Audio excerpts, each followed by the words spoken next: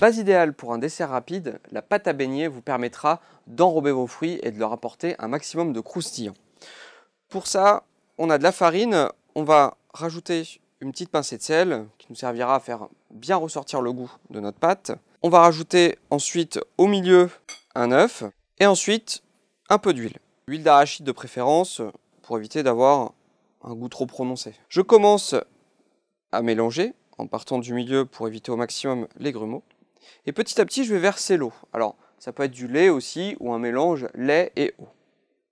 Si vous souhaitez rajouter une épice, ce sera à ce moment-là de l'opération, pour qu'elle puisse bien se répartir dans la pâte.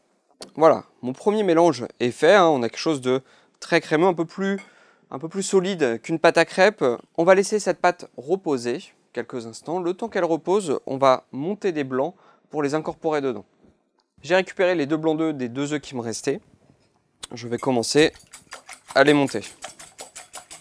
Mes blancs sont montés. Je vais pouvoir les incorporer à ma pâte à beignet. Je mets déjà la première partie et je mélange sans me soucier des blancs. Ça me permettra d'incorporer beaucoup plus facilement les autres. Voilà, j'incorpore le reste. Et là, je mélange beaucoup plus délicatement.